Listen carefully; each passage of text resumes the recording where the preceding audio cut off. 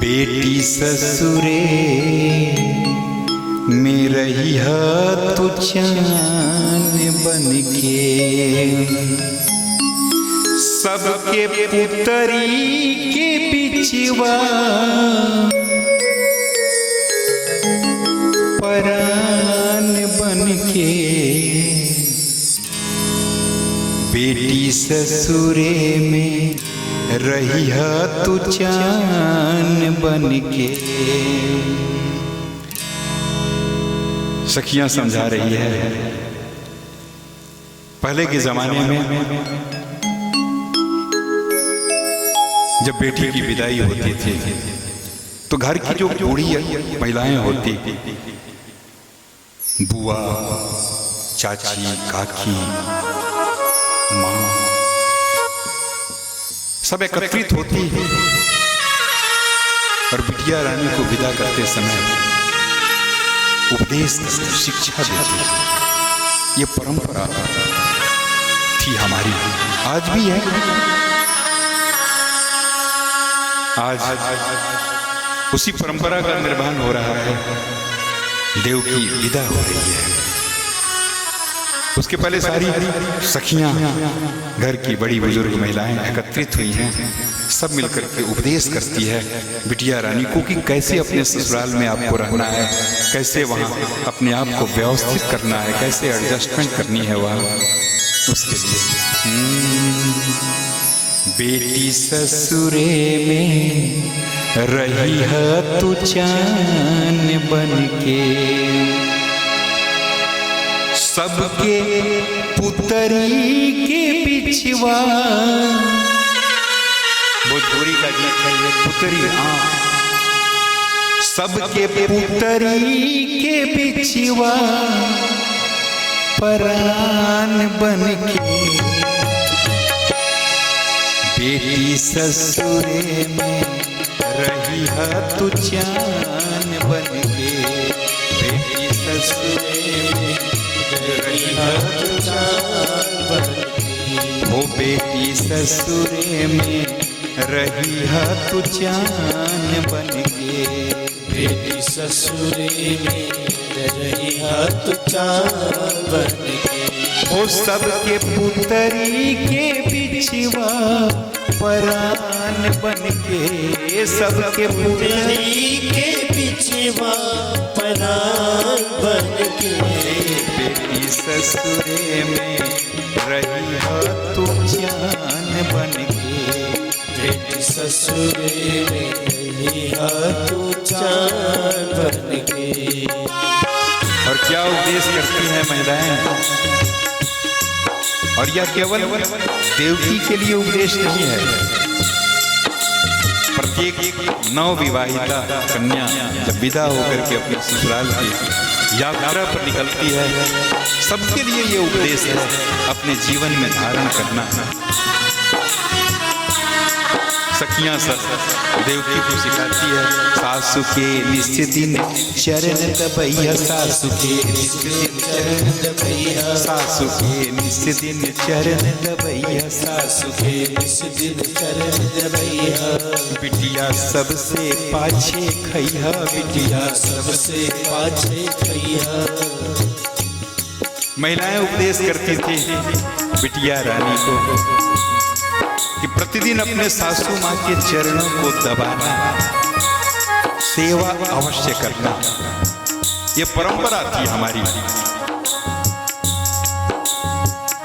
सासू के निश्चित दिन चरण दबैया। सासू के निश्चित दिन चरण दबैया। बिटिया सबसे पाछे खैया। बिटिया सबसे पाछे खैया। बेटियों को ये संदेश दिया जाता था, उपदेश दिया जाता था कि घर के जब सभी लोग खा लें तो सबसे अंत में आप भोजन करना। लेकिन दुर्भाग्य, मैं कन्यादान कार्यक्रम चलाता हूँ, यथासंभव जब भी अवसर प्राप्त होता है कन्यादान करता हूँ। एक वर्ष एक कन्यादान के कार्यक्रम में हमने देखा एक बिटिया को विदा करते हुए उसकी अपनी सगी माँ पिता करते हुए वो क्या उपदेश कर रहे थे? क्योंकि बिहार की भोजपुरी में समझा रही थी वो।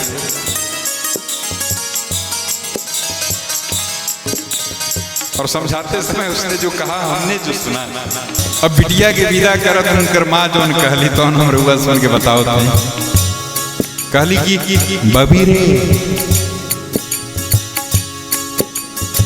1-1 किलो काजू किशमिश आ काबुली बादाम हम तारा पेटी में बंद करके ध दिया, चुरा के रखिया न तो देख लिया सन तोरा ससुरा के लोग तो सब खा जाइए सन। और सुन ला सवेरे मुंह धो लिया, मुंह धो के कोनो के दिखाई है महक, एक फाँक लेके फाँक लिए खा लिए। अब जरा बताओ, जब इस तरह के उपदेश माताएं अपने बिटियां को दिया करेंगे क्या परिणाम होगा? मेरा अपना मानना है कि आज यदि हमारी बिटिया ससुराल में जाके परेशान है या उसका घर बर्बाद हो रहा है तो उसके समस्या में 90% हाथ माँ का होता है। अब देख लो आजकल माँ और बिटिया, माँ और बेटी ससुराल में है, दिन भर में 25-30 बार तो जरूर बात करती है। पता नहीं क्या बात करती है, इतनी बात की आवश्यकता क्यों आती है? प्रत्येक संवाद बिटिया जो है बेटी माँ को पहुंचाती है और माँ प्रत्येक बात में सुझाव देती है। क्या बात है? अरे उसको ससुराल में सुकून से रहने दो, उसको अपने ढंग से जीने दो, थोड़ी समस्या आ सकती है, सीखेगी कब वो, और आप मनोबल बढ़ाएं उसका, लेकिन इस कदर न बढ़ाएं ससुराल वालों के प्रति भड़कावे नहीं तो बिटिया का दाम्पत्य बर्बाद हो जाएगा। छोटी मोटी घटनाएं यदि है बिटिया को समझाएं, उसे खुद डांटें कि ससुराल में कैसे रहना चाहिए।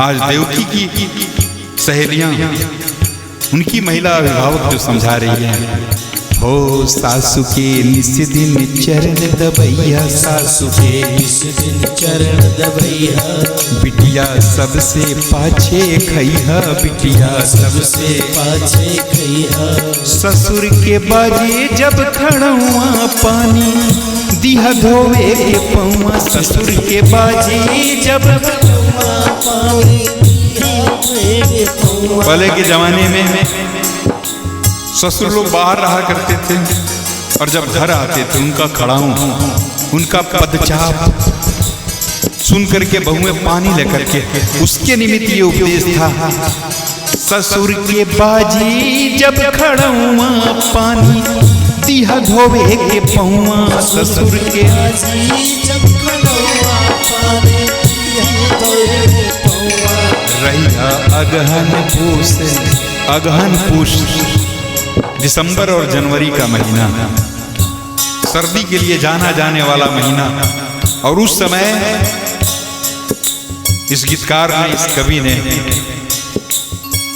अपने कल्पना जीवंत रूप देते हुए लिखा, रैया हो रैया अगहन पूस महीनवा के बिहान बन के, रैया अगहन पूस, मतलब दिसंबर और जनवरी माह में जिस तरह से लालिमा ठंडी हमें कपा करके सिकुड़ा करके रखती है, जिस तरह से हम सिकुड़ करके रहते हैं सर्दी में, उसी तरह से प्रत्येक बिटिया को अपने ससुराल में मर्यादा और ससुराल की जो आचार संहिता है उसका अनुपालन करते हुए अपने आप में सिमट करके हया के साथ, हया के संग, शर्म के संग, व्यवस्थाओं के संग, फूल के मर्यादाओं के संग सिमट करके रहना।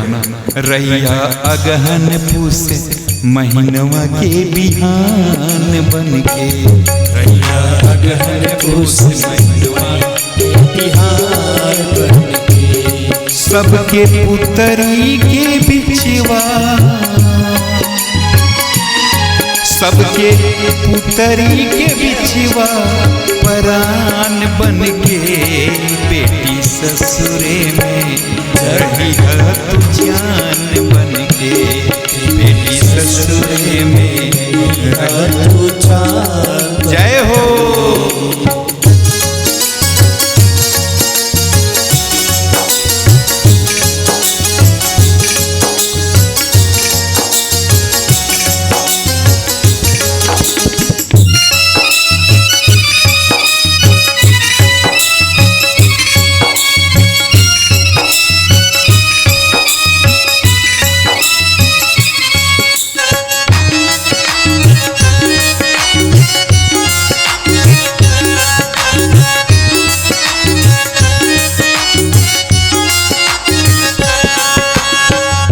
साँझ के तन को समय जे पैहा, साँझ के तन को समय जे पैहा, छोटहन लड़कन के पढ़ैया, छोटहन लड़कन के पढ़ैया।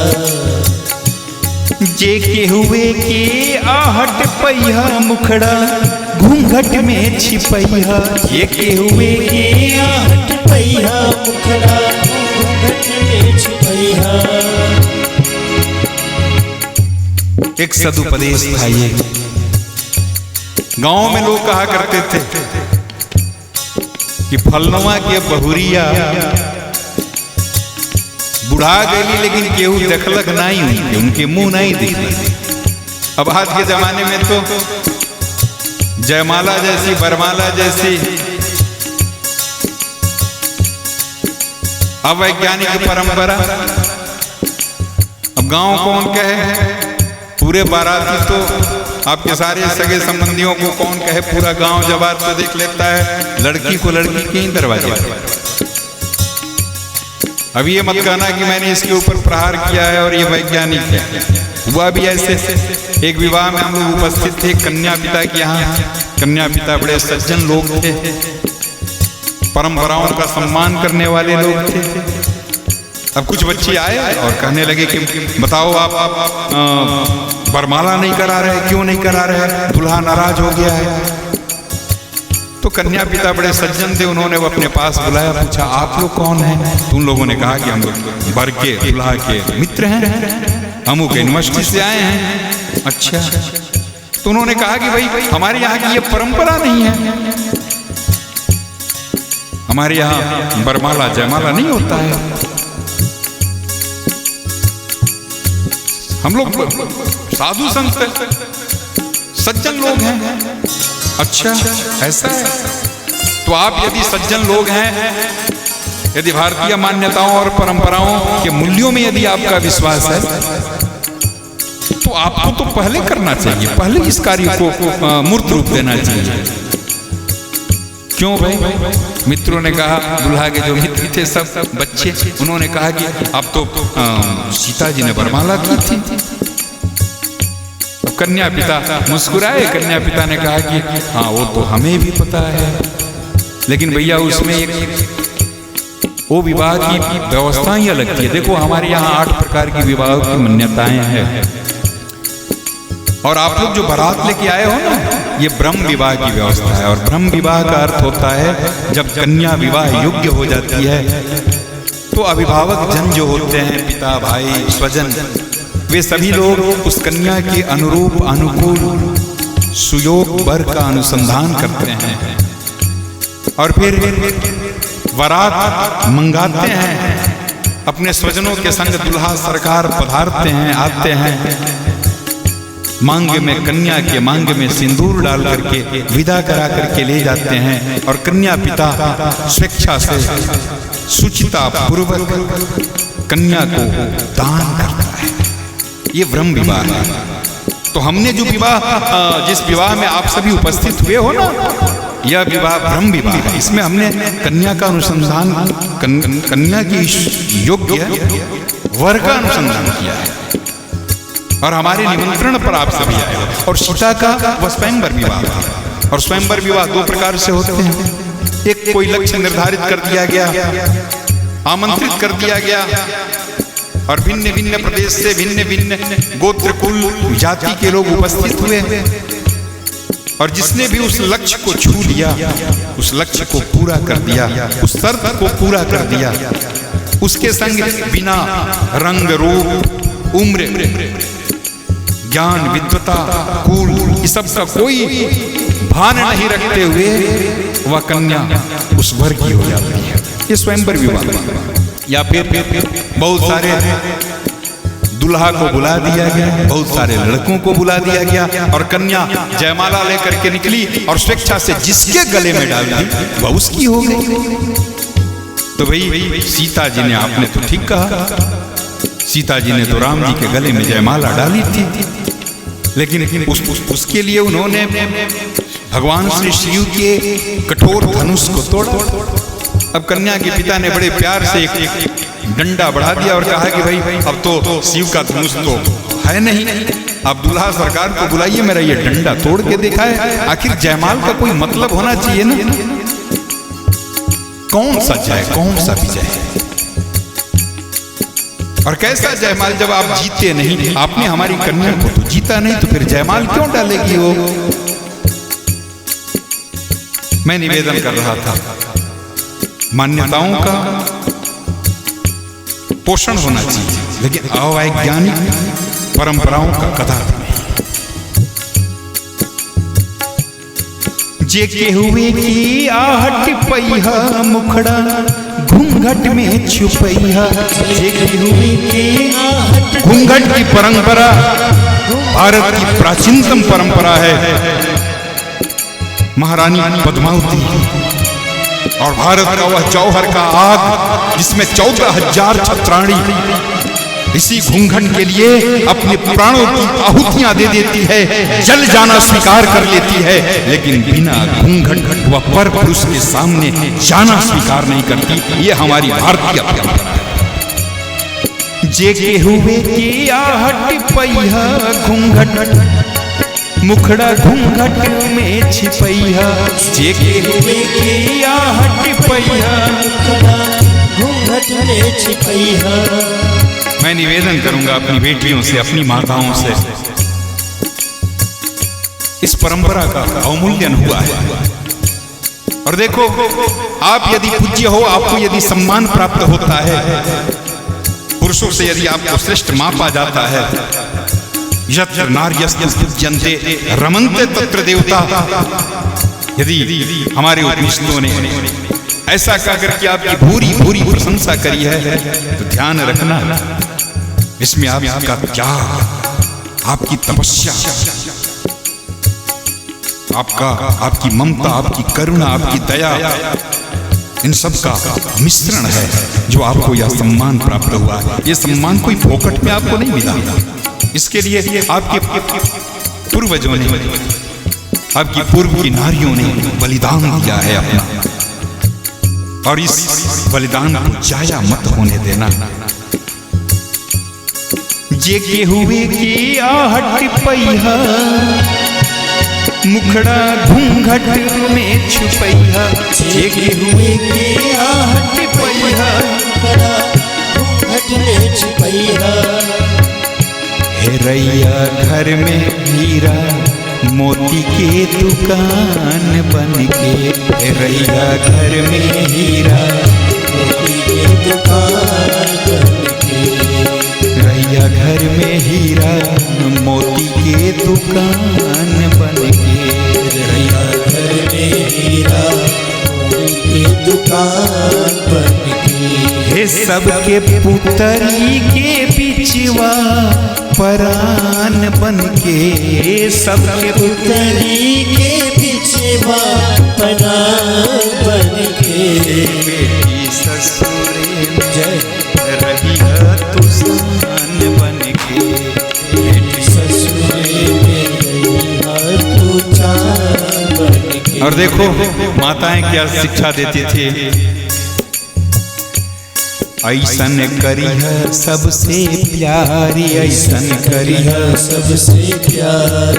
तोहरा बिन लागे अंधियार, तोहरा बिन लागे अंधियार। ध्यान देना, ऐसन करिह सबसे प्यार। बिटिया को सभी अभिभावक महिलाएं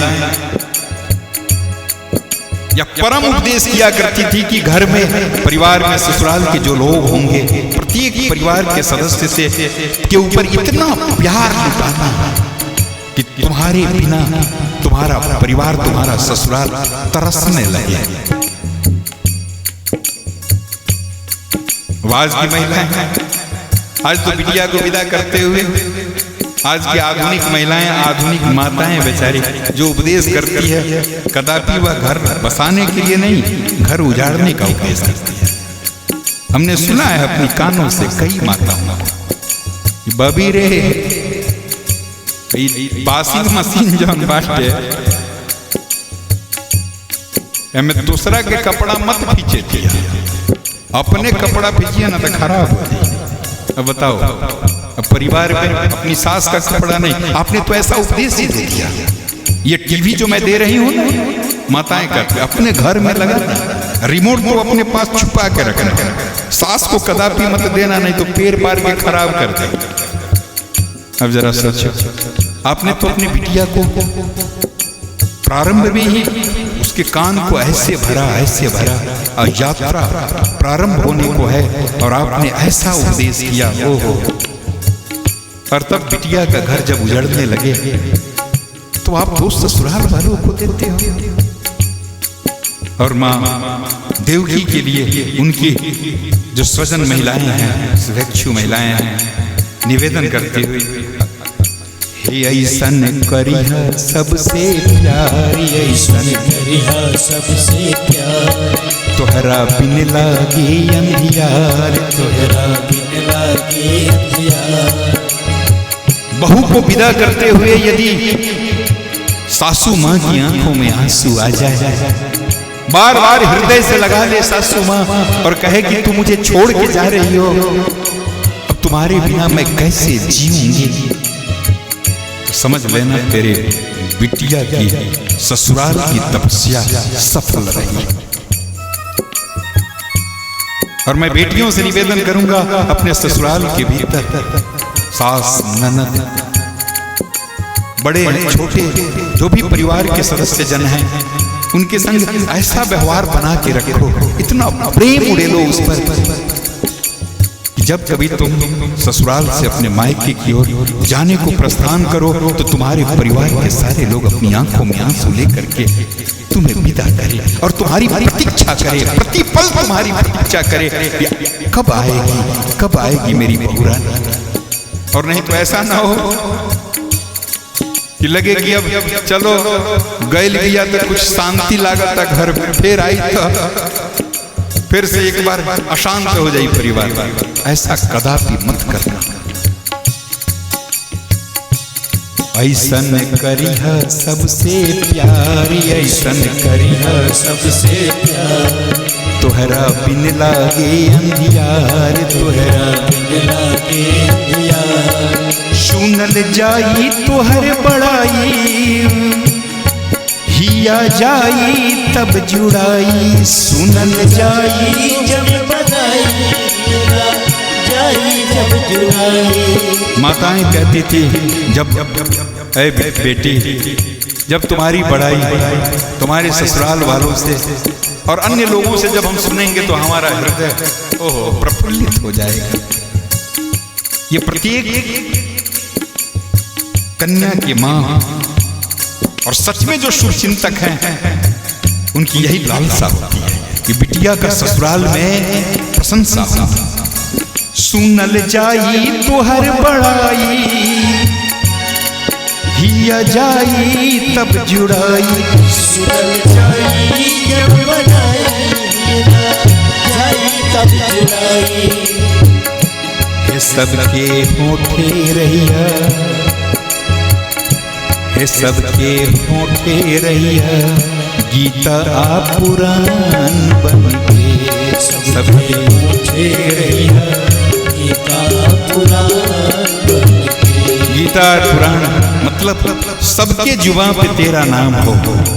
इतना प्रेम बरसाना अपने ससुराल में, सब बार बार तेरा नाम ले और लोग उदाहरण के रूप में तुम्हें प्रस्तुत करे, उपमा दे तुम्हारा कि अमुक की बहू कितनी चरित्रवान आई है, कितनी शालीन आई है, कितनी कुशल गृहिणी है। आहा, आज तक उसका हम लोगों ने मुंह नहीं देखा, आज तक उसके कर्कश शब्दों को नहीं सुना, उसके कलह को कभी नहीं सुना।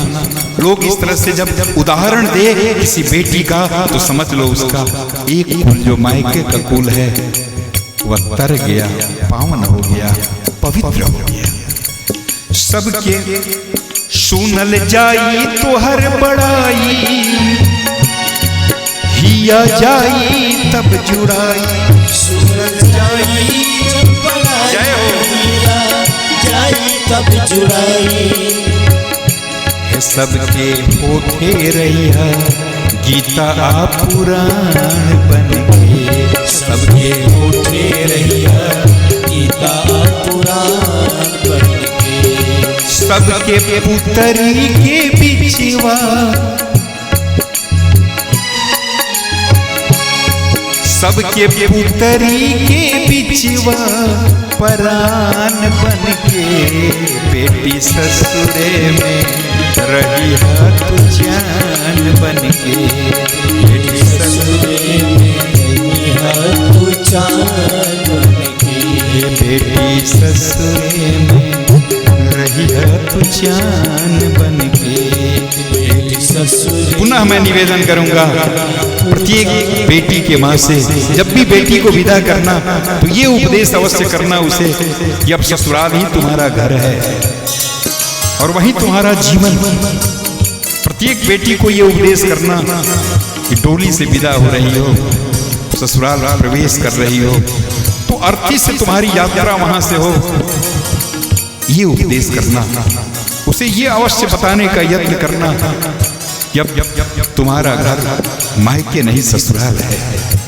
और मैं प्रत्येक माओं से निवेदन करूंगा कि बेटी के जीवनचर्या में बार बार हस्तक्षेप न करे। आपका छोटा से छोटा हस्तक्षेप भी बिटिया के लिए नासूर बन जाएगा, बिटिया के लिए कष्टकारक बन जाएगा। बार बार दिन भर में 10 बार फोन करने की क्या जरूरत है? ये पूछने की क्या जरूरत है कि खाई कि नहीं खाई, क्यों नहीं खाई? अरे उसको भूख लगेगा तो खा लेगी। उसे कहो कि वह ससुराल आपका अपना घर है, अब उसे सजाओ, उसे संवारो, वहीं जियो, वहीं मरो। और इस तरह से जब आप उपदेश दे करके अपने बिटिया को जब विदा करोगे और बिटिया जब जाएगी आपका मान बढ़ाएगी, वह अपना मान बढ़ाएगी और उस ससुराल को स्वर्ग बना देगी।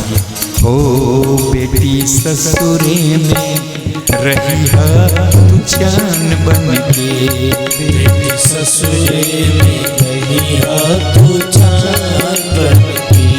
बेटी ससुरे में रही तू जान बन के।